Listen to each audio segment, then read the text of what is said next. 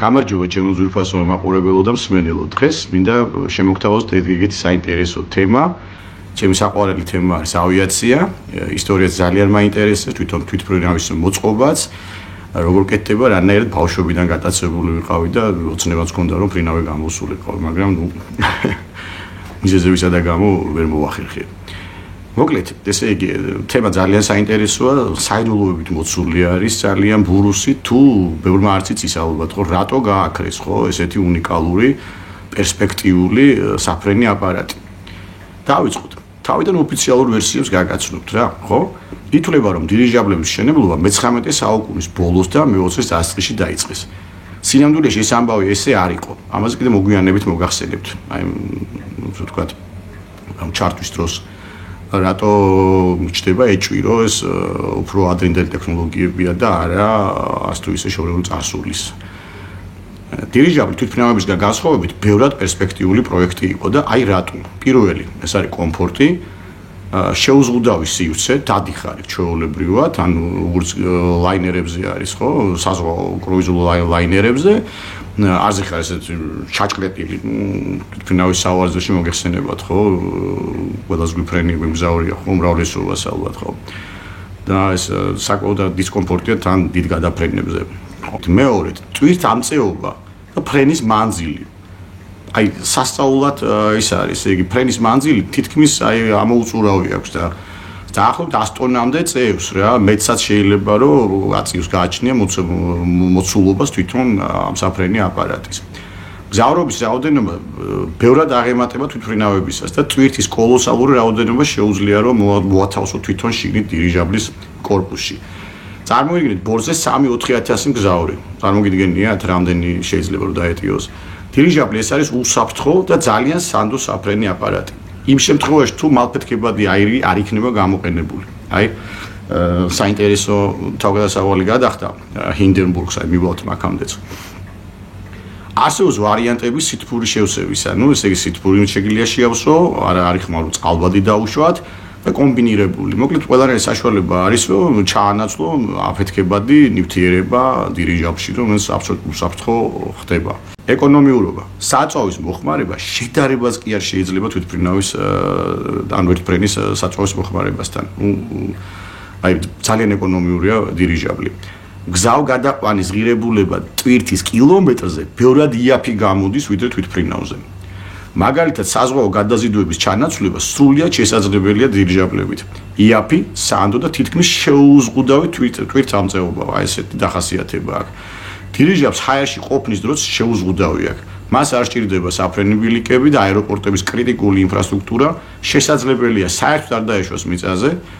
როგორ ხდებოდა, თუ ნახავთ არა, ამერიკაში აი კადრებში დაინახავთ, როგორ ხდება დოკზე, ცათამჯენების თავზე, როგორ ხდებოდა დირიჟაბლების ასე ვთქვათ, მიებმებოდა ესე ვთქვათ და ჩვეულებრივად ჩადიოდნენ მერე ლიფტებით უკვე გზავრები, შენობით უკვე მიდიოდნენ სახლებში ალბათ. ხო, რა თქმა უნდა, გამოჩნდებიან ახლა სკეპტიკოსები, დაიწყებენ დირიჟაბლის ნაკლებზე საუბარსაც. ну, მაგალითად, პირველად ასამბობენ ნელად აფრინავსო, მაგრამ ეს ასე სულაც არ არის. აი სტრატოსფერული დირიჟაბლები 20-30 კილომეტრზე ადიან ზევით და იქ უკვე ფორმას და მას უკვე აღარ აქვს მნიშვნელობა და უკვე შეუძლიათ 1000 კმ/სთ-ზე ზევითაც იფრინოს საათში რა. აი ესეთი სასწაული შეუძლია გააკეთოს. დირიჟაბლები მე-20 საუკუნის დასაწყისში 150 კმ/სთ-მდე ავითარებდნენ, რომელიც პატარა სიჩქარე ნამდვილად არ არის.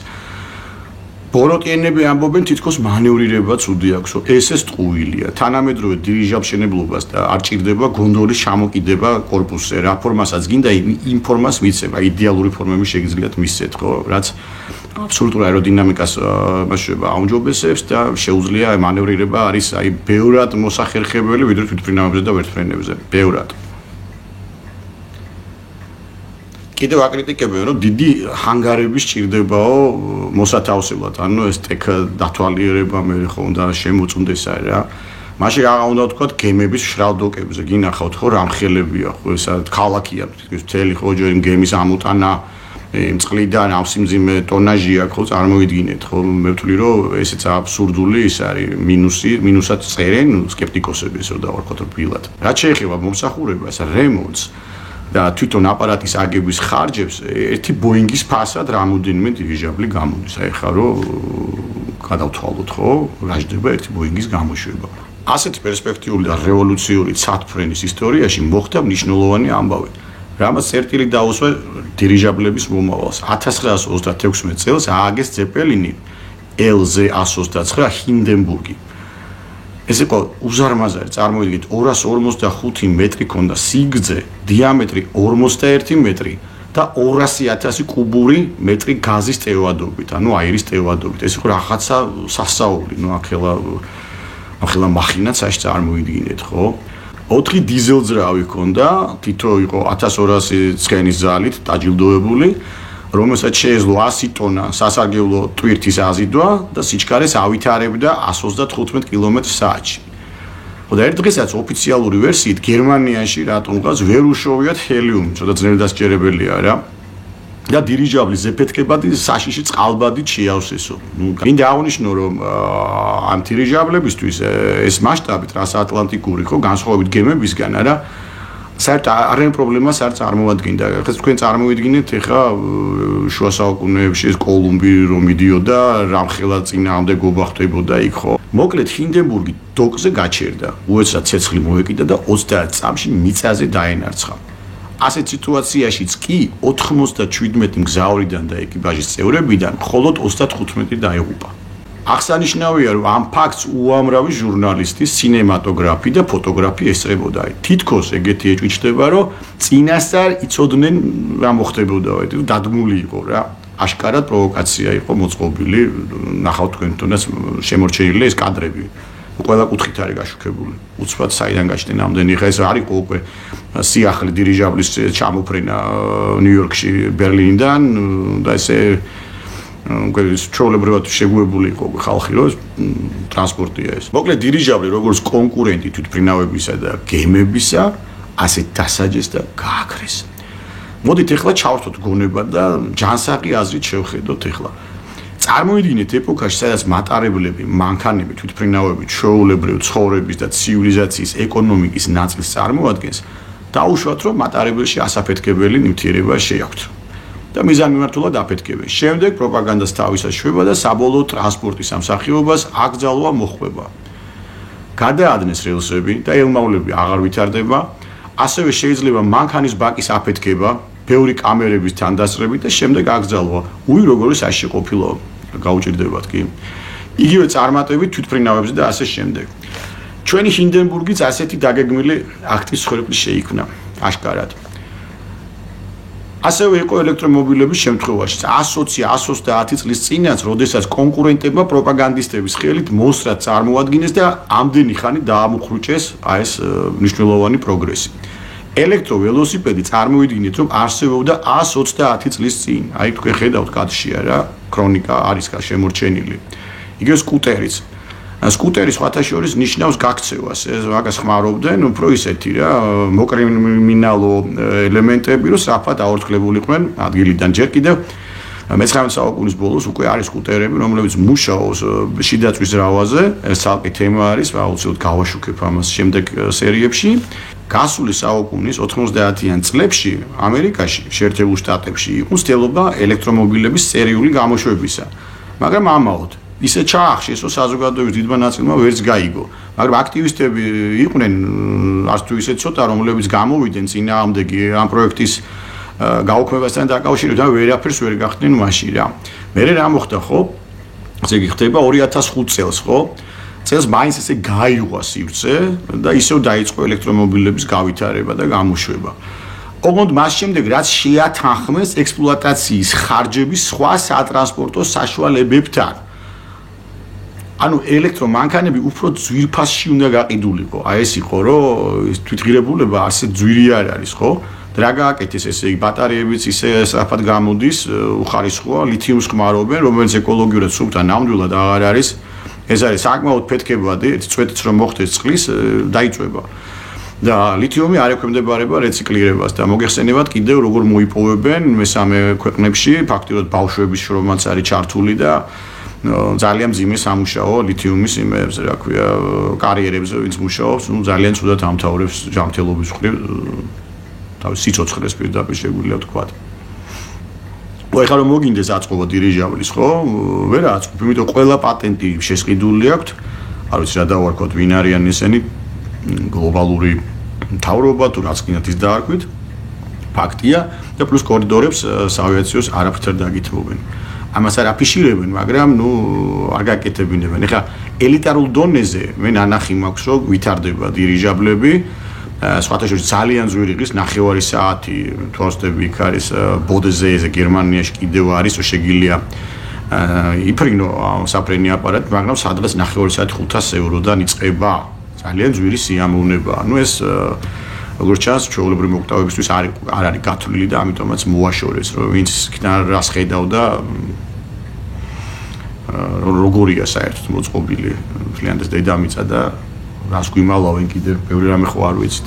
ხო, მაგალითად აქტიურად გამოიყენება დირიჟაბლები ამ ეტაპზე თანამგზავრების გასაყვანად სტრატოსფეროში, აგრეთვე მეტეოროლოგიურ სამსახურებში და კიდე გამოიყენება სარეკლამოდაც, საერთოდ შეგიმჩნევია სტადიონების თავზე, ხშირად გამოჩნდება ხოლმე დირიჟაბლი და მე მგონი იქიდან ეთერსაც აწარმოებენ. მოდით წარმოვიდგინოთ და გადავავლოთ გაურკვეველი ეგრეთ წოდებული შუა საუკუნეების საფრენ აპარატებს, თვალი გადავავლოთ, არა? ოფიციალური ისტორიის მიხედვით შეგვიძლია ვივარაუდოთ, რომ ეს მე-20 საუკუნის ჩანახატი უბრალოდ კაცის შემოქმედებით ფანტაზიას დავაბრალოთ რა. რომელმაც დროს დაასწრო და საფრენი აპარატების ეპოქა იწინასწარმეტყველა. მაგრამ რაც მეტ ამ ფანტაზიის ნაყოფებს ვეცნობით, მით უფრო ვწმუნდები, რომ არათუ ფანტაზია, არამედ სადღაც შორეული წარსულის გენეტიკურ მეხსიერული ამოძახილი უფრო მგონია ეს იყოს რა. მაგალითად, აქ ხედავთ სამხედრო საფრენ აპარატს. საფრენ აპარატს დიდი საჭი აქვს, ესე იგი, რაც მიანიშნებს, რომ მისი მართვა შესაძლებელია ნებისმიერი მიმართულებით.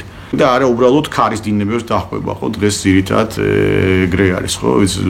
გიფრენიათ, ვისაც გიფრენიათ აეროსტატით, ეს ქარები უნდა გამოვიან გარიშო და ფაქტობრივად მართვა არც თუ ისე ადვილია და ხშირ შემთხვევაში კატასტროფებიც ხდება. აქ მაგალითად აეროსტატიას ვთქვათ მიწაზეა დაბული, ხო? იქვე ეგრეთ წოდებული ანტიკური პერიოდის არკა, საინტერესოა ასეთი რამ შუა საუკუნეებში როგორ ხდებოდა. აეროსტატი სამხედრო დანიშნულებისათვის მაგალითად ავარიული დაშვება წყალზე. აეროსტატი მშვიდად მანევრირებს მთებში, ესე მთებში უკვე შეეძლოთ რომ მანევრი ჩაეტარებინათ ხეობებში და მიუხედავად ესის საშიში, ასე ვთქვათ, როგორ ქვია, ნაკადები ხო ქარის, ეძახიან აგრეთვე ატმოსფერულ მდინარეებსაც, ხო? აქ კიდე ნახეთ, ესე იგი აეროსტატი წევს ფაქტობრივად სახლს, ხო? მცირე ზომის რაღაცა ქოხია, ასე ვთქვათ, წყალებში დავარქოთ, თავის პალუბა აგზეთ. ამ რაღაცა უკვე დირიჟაბლის ელემენტები იკვეთება, ძრავის ელემენტებიც ჩდება უკვე, ხო? საინტერესოა მაშინ. საფრენის კონსტრუქცია მე პირადად მეეჭვება, რომ ეს მხოლოდ ფუტურისტული ნასხლეტი ყოფილიყო რა.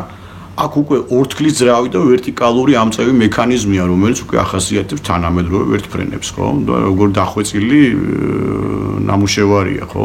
აი ძალიან გავს ეს მექანიზმები ანტიგრავიტაციულ მექანიზმებს. აი ეს ბურთებით საინტერესოა, კაცსაი მობმული აქვს და ადის ცაში, ხო? აი მაინც რატომ დახურეს ეს ტექნოლოგიები?